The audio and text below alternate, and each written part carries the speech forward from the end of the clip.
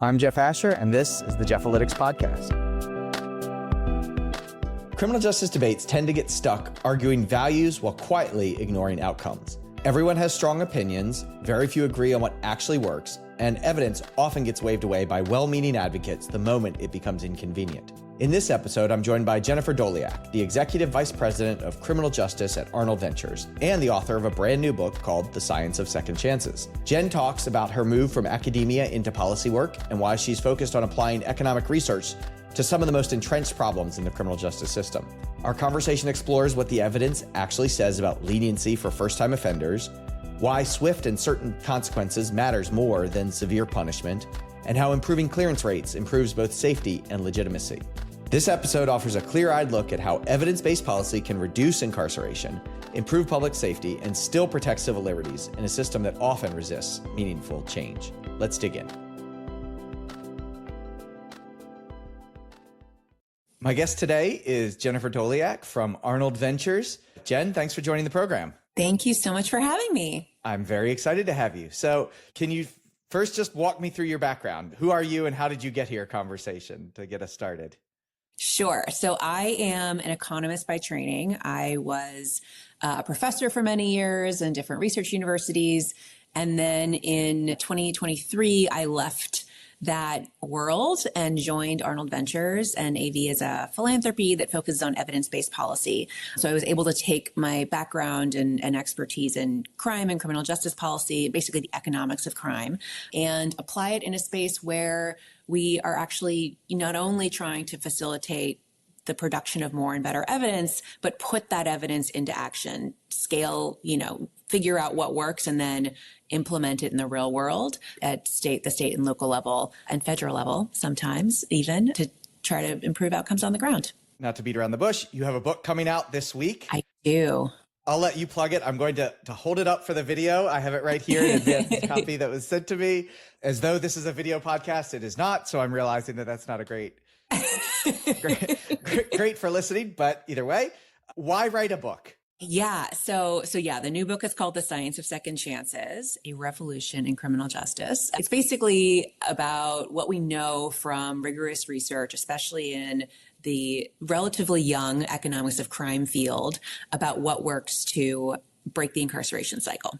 People had asked me for many years, this is while I was still a professor, if I would write a book. And I always said, absolutely not. There's no reason for someone in my position as an economics professor to write a book. Econ is not a book field. We write journal articles. And so I would get no professional credit for that. And writing a book just always seemed really hard to me. And it's just like, that's just a lot of time that I don't have to do something that isn't professionally useful. And then at some point, just kind of overnight, there was some switch in my brain flipped. And I was like, I think I want to write a book. And it was mostly because there are just all of these amazing ideas out there that are well known within the academy, but they're not what you get to hear on cable news when you talk about crime and criminal justice policy. It's just like the same old stale ideas over and over. And that's not what academics who study this stuff are talking about. And partly, honestly, it was just kind of the intellectual challenge of writing in a different format. And so learning what books are like and what it's like to write a book. So started down this road while I was still a professor and then left, and then it became kind of a side hustle. So it made it even harder for myself, but it was a very good experience. And now it is done. And now it is out in the world, which is really kind of crazy. So is the sense of exhilaration, you've done it, greater than the sense of that was a real pain to write a lengthy book? Yes, I'm firmly in the space now where I'm glad I did it. I think for a little while I was like, man, not doing that again anytime soon. And I'm already thinking about the next book. So the pain of writing has been blocked in some way. And now I'm just excited to talk to people about it. I will say the best part of having a friend write a book is that when you read it, you don't hear it in your voice, you hear it in their voice. And so I've enjoyed reading it. I was like, I've heard you talk about many of these topics before. And so I get to hear your voice talk about them again. So that's probably using a lot of the exact phrases. Yeah.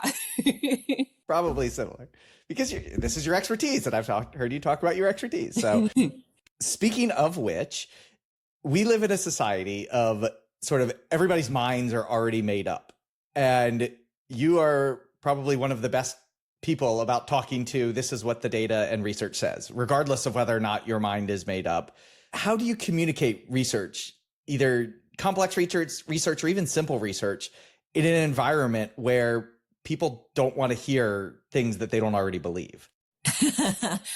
Yeah, for better or worse, economists are really good at this, or at least we're good at being the bearers of bad news in many settings. We're good at just telling people things they don't want to hear. So maybe I just sort of absorbed some training over time. But I do think there's also something about, economics is really a toolkit that helps you figure out what the best way to allocate scarce resources is given whatever your goals are. And so we're really trained up front to say, we are agnostic. We personally, as the researchers, are agnostic about what your goals should be, what outcome you care about or that you should care about. We have nothing to say about what you should care about. We just ask you, what is the outcome you're trying to change? And then we can tell you what you should do to optimize under some given constraints. And so I think then it's very natural for me to be able to go into conversations with policymakers and say, what is it that you're worried about, right? What's the outcome you're trying to change in your community? And then be able to immediately, offer what we know from research to help them reach that goal. I really don't view it as my place to try to change their mind about what the outcome is that they should care about, whether it's reducing crime rates or racial disparities in incarceration or incarceration rates, like whatever the thing is that they're worried about, and different people will be worried about different things. I just sort of take it as given that that's their preference, and that's, they're motivated for whatever reason to focus on that. And then my job is just to try to help them get there. Ask Laura Arnold this question, and I'm curious to hear your answer as well. Well, we say the same thing. When you have these tough conversations, I've been in the room, I'm sure you've been in the room when you're with advocates, or probably even worse, when you're with policymakers who want to do something that the data or the research says this isn't going to work. It's a waste of time and money and resources. How do you have those really difficult conversations with people that their heart's in the right place, but their ideas may not quite be in the right place? I try really hard to focus on the goal. So really get clear on, what's the thing you're trying to change? What's the outcome you're trying to change here? I've had a lot of these conversations around how to increase employment for people with criminal records, for instance. I have my own research on that, showing that some of the most popular policies are really ineffective. They even backfire. And so I've been in this situation where people are saying, we have to pass this policy. I try to really recenter the conversation quickly on, if what your goal is improving employment, then the best evidence shows this is actually not going to work very well, but here are other solutions that are worth trying. So I think both focusing on what's the goal, let's keep our eye on that ball. The goal is not passing this policy, even if that's the goal of some advocacy group that's lobbying them. The goal is changing some outcome, making people's lives better in some particular way. And then also just not being the person who's saying no, not just saying like, well, that doesn't work, and not bringing any new ideas to the table. So I really try to very quickly pivot to something else to try, because I think a lot of people really do view calls for evidence as being just veiled attempts to slow down and not do anything. And I really want to emphasize that that's not what I'm trying to do at all. We need to be trying stuff, but I want us to be directing our attention and energy in a way that it actually has some chance of moving the needle. That makes a lot of sense. One of the things that you preach in the book that I think it's a great way of phrasing it is that we should err towards leniency based on the research. Can you walk me through the phrase and the framing and why that is the approach that we should sort of generally take in the criminal justice system? So this is focused in particular on someone's like first arrest or first charge for a particular level of crime, their first misdemeanor, their first felony charge. And there's this question about, is the best way to handle someone who's just at the beginning of being pulled into the criminal justice system, is their first encounter with the criminal justice system? Should we throw the book at them to really try to deter them from ever, doing wrong again? Or should we go easy on them and kind of give them a second chance?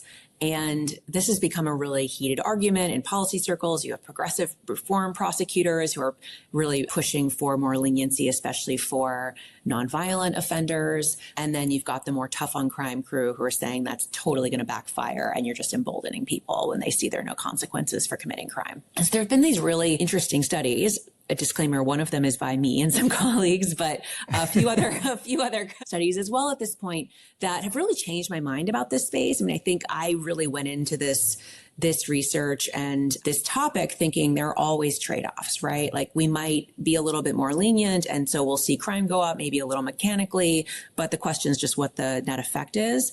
These studies have used really interesting natural experiments where some defendants get lucky and they avoid that first record, the first criminal record for either a nonviolent misdemeanor or a nonviolent felony, depending on the study.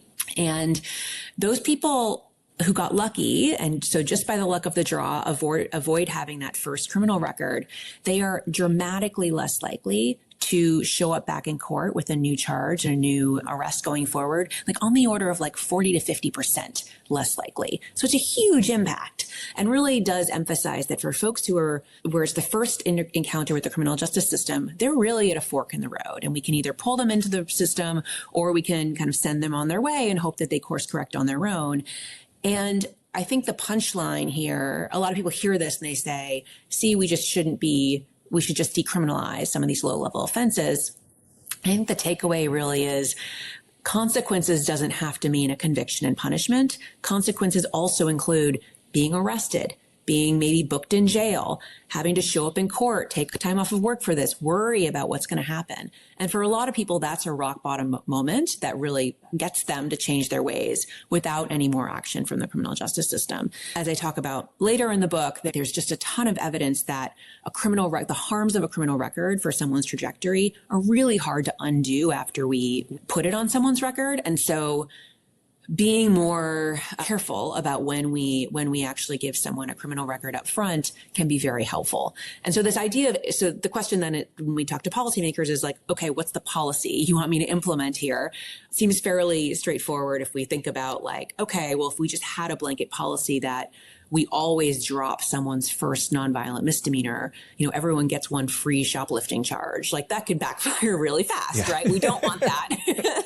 That's not the message we want to send to the community. And so it really becomes much more a question of like shifting the default in a more marginal way or a more lower level way, I guess. And so there have been examples of district attorneys putting into place policies of a presumption of non-prosecution. So really just switching the default. So the default before had been, we're going to prosecute except where there's some good reason not to, and switching the default to, we're not going to prosecute unless there's a good reason to prosecute.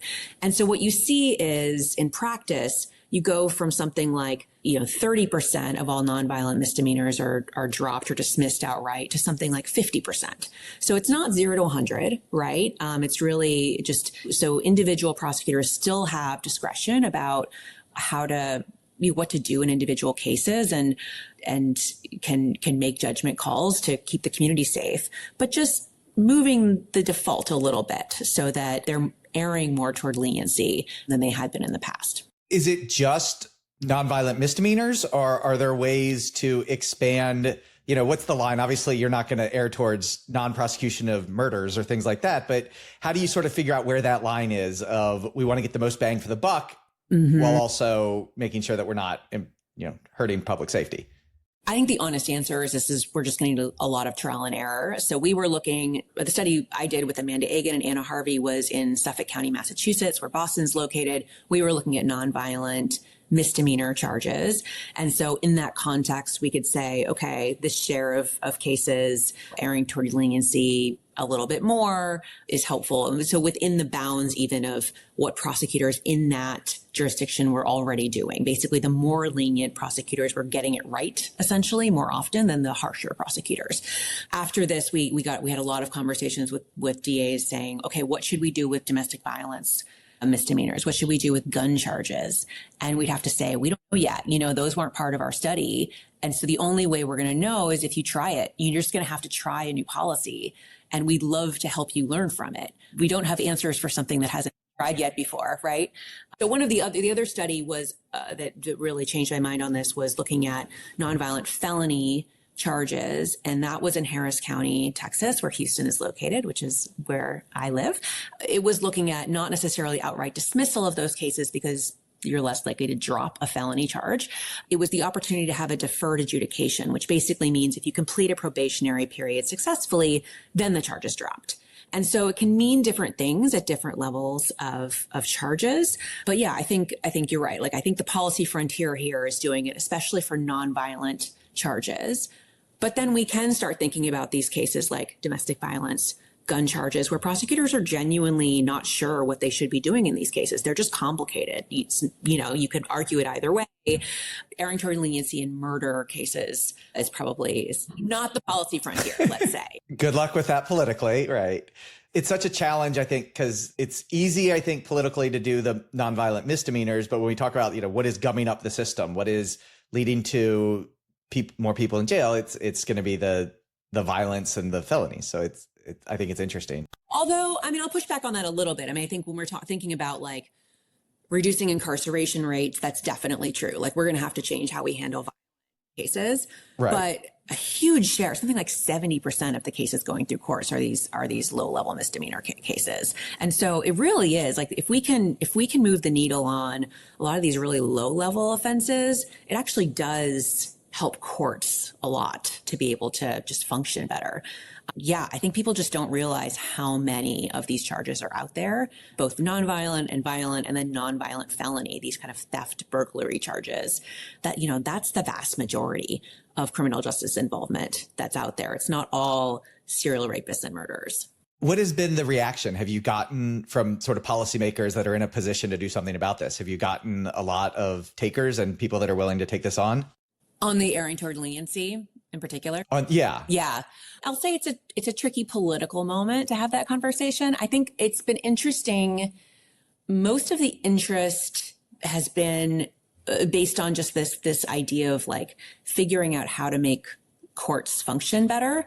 I think, being able to triage which cases are worth our time and which aren't is top of mind for prosecutors, for judges, for public defenders, basically everyone who's trying to just get these cases through the courts, especially because there are so many of these low-level offenses. And so hearing that actually public safety might improve if we drop more of these low-level first-timer cases, then that's really helpful information. And then, gosh, if we can figure out which ones we want to drop even faster, then we can just get that done, get that off the docket and be able to move forward and spend our time where the cases are more valuable and important to public safety. So we do have a lot of conversations with practitioners, especially. It's mostly on the practitioner side, less the policymaker side, about how to help them just make their courts function better and how this kind of information can help them allocate their own time and energy, which is the scarcest resource, in a way that's going to be most effective. Do you have any conversations about communicating? If you let somebody out that's a first-time shoplifter and they go out and that person eventually commits a heinous crime, it happens. You let out 100 people, 99 of them aren't going to do that. Or maybe 1,000 people, 999 aren't going to do that, and one does. Do you have conversations about, how do you approach this yes, if you throw in the book at this person, they would still be in jail, but the overall good for the rest of the cases and the efficiency of the court? How do you have that conversation? This is the ultimate political challenge, right? And I don't envy lawmakers this challenge, that even if they completely buy into the evidence, they understand what's best for public safety. Yeah, they worry that if they push for a bill that's going to just release more people from prison or jail, even if they know they're really low risk people on average, it's just mechanically, some of those people are going to go out now that they're free and do more bad stuff. And it's really hard to predict everyone who's going to go on and commit more crime. So something we talk a lot about, especially in the bail reform conversation, how to think about who to detain pre-trial. I think everybody wants to figure out who's an active public safety risk, keep them off the street, and people who are not a public safety risk should be released, right? Especially pre-trial, before you're convicted, innocent until proven guilty, you shouldn't be in jail if you're not a threat to anybody. But for those people who are a threat to people, we want to make sure that they are locked up. And so finding ways to get better information to judges and to prosecutors about who's actually a risk and who isn't is a top priority for us. And then the conversation really is, well, those individual judges, prosecutors, lawmakers, it's going to be their career on the line if any of these people in front of them wind up, who are released because they're rated low risk, go off and kill somebody. I think, I heard Governor Christie talk about this at some point, and he was saying, ultimately letting people out of jail when they're deemed low risk, even if there's some tiny, tiny chance that they might go on to reoffend, that's not soft on crime. That's American, right? And it really highlights that we do have a criminal justice system where people have civil liberties and they have a right to freedom unless there's a good reason to detain them. And so I think, it's easy for me to say as the researcher, but it's ultimately we just have to accept that some people are going to be out in the world doing bad things and tragedies are going to happen. And the only way to prevent that entirely is to lock everybody up. And there's a reason we don't do that. We value our freedom too. It's such a tough conversation, and it's such I think, a difficult way for I like when these things happen. You're like, well, as the analyst, I told you what the risk was. Now, you as the policymaker get to make the decision. It's not my fault. And it really is. It's hard because I recognize that the individual judge who's making the decisions, they are thinking like, this could be the end of my career if this guy standing in front of me goes out and kills somebody. So it does push everything in a direction of being harsher than that is optimal, right, from a public safety perspective. And so trying to figure out, okay, what are the incentives of the individual decision makers and how can we help them help us, right? If they know this person's low risk, but they're worried about the kind of crazy one-off chance, then how can we kind of give them the cover they need to make the right decision? So I want to switch gears and talk about the other thing that you love to talk about a lot and that I love to talk about a lot, which is clearance rates and solving crimes. And so why is it so critical that we solve crimes, that we preach solving crimes, and that we try and focus effort specifically on that as a goal? Yeah. So one of the things that has really consistently come out of the research literature over decades now in a variety of different contexts is that what really matters if we want to deter crime, it's not the severity of punishment. It's not the threat of a long prison punishment. It's the swiftness and certainty of getting caught. So basically, it's the likelihood that the crime is actually going to be solved quickly, the probability that they're going to face any consequences at all in the short term. That matters a lot more than whatever those consequences are. And this is really just because most people who are, at risk of committing crime aren't thinking very far ahead. So changing a sentence from 1 year to 2 years or 5 years, they're not thinking past next week. None of that matters, right? And I think most people would be surprised at how few crimes are actually solved right now.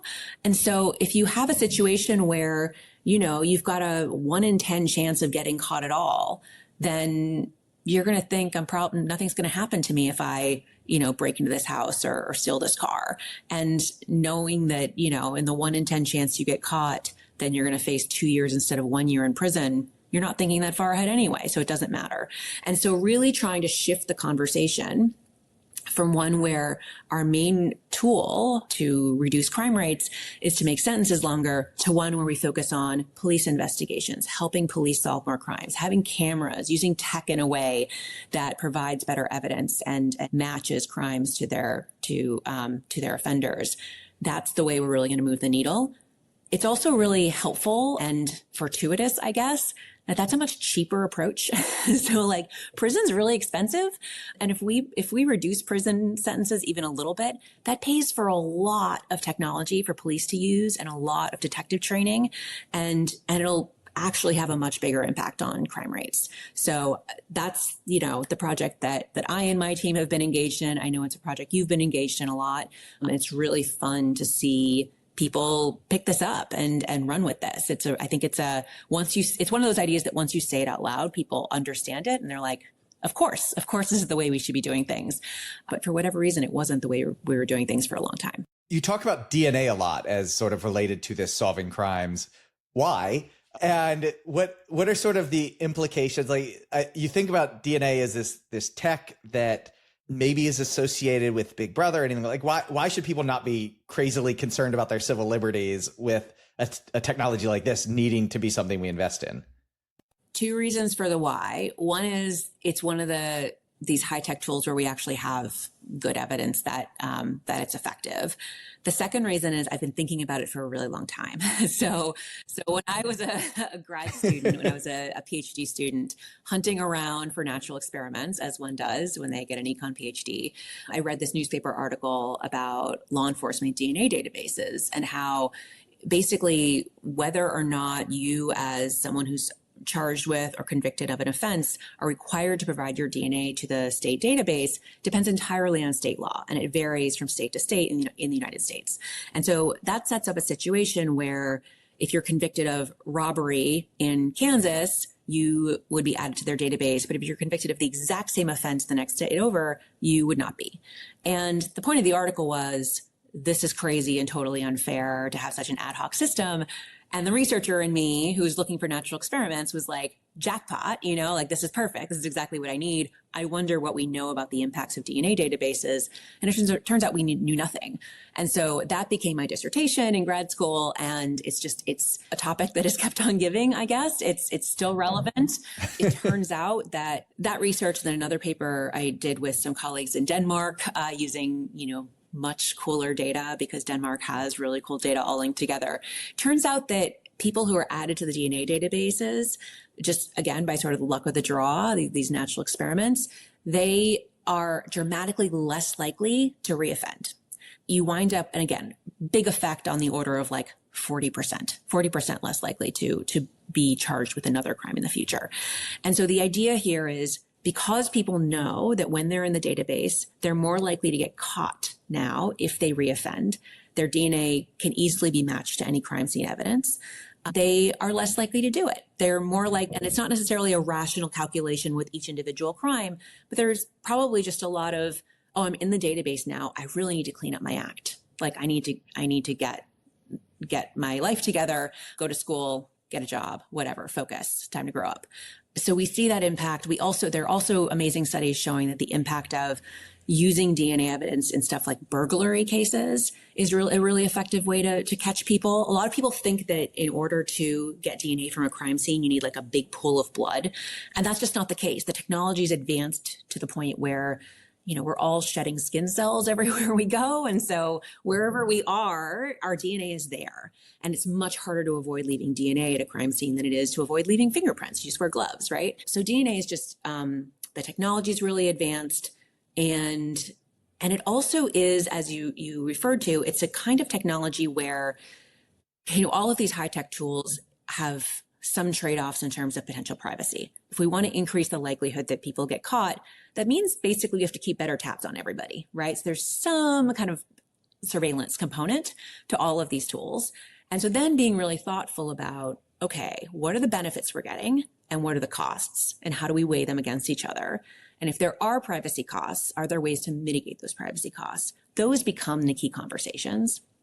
But with DNA, I think most people think you get a DNA sample taken and the government's like coding your whole genome and, identifying all your health problems and seeing if you're at risk for schizophrenia or like all of these things. And that is not what's happening at all. They're basically just using certain segments of the DNA to come up with essentially like a hashed social security number. So you can think of like your social security number is a string of numbers. None of those individual numbers mean anything, but together they uniquely identify you. And so that's basically what the DNA ID is, essentially. It can only be used to match you to DNA from crime scenes. It can't be used to open a bank account or tell your insurer interesting things about you.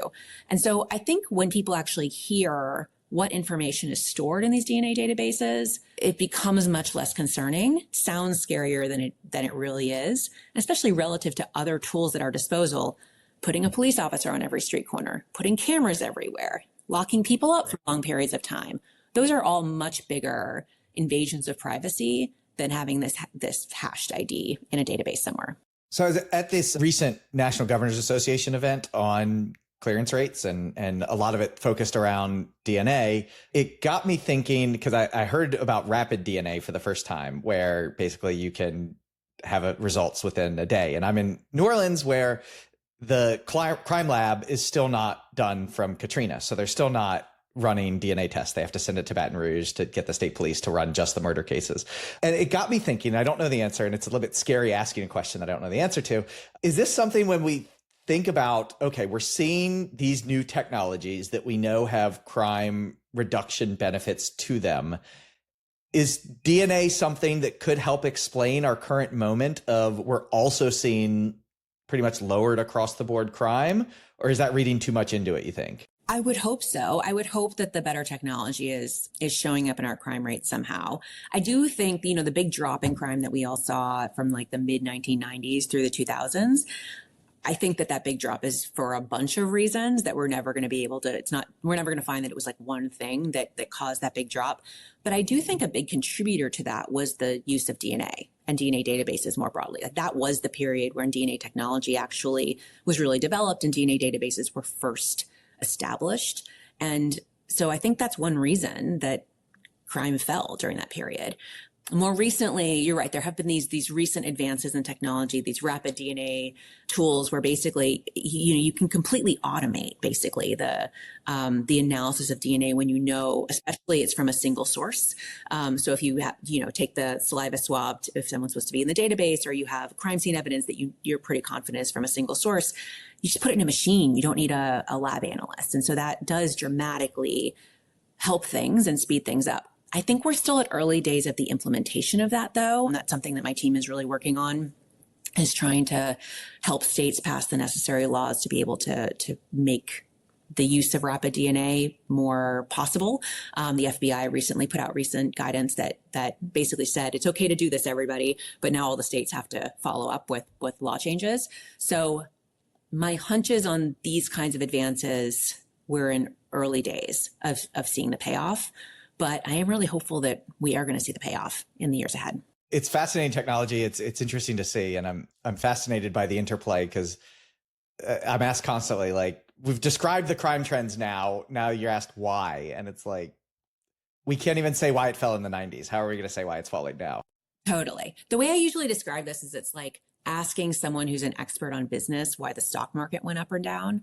And it's like, look, I don't necessarily know, but I can tell you how to make your business more profitable, right? Like those are two different things. And so I don't necessarily know why crime rates are going up and down. It's a whole bunch of stuff happening, and sometimes we have ideas, but there's just a lot going on at that level. But I can tell you, if you're worried about violent crime today, what you should do about it. We have a lot of evidence-based answers there where there's a lot more certainty at that more micro level than there is at the macro level.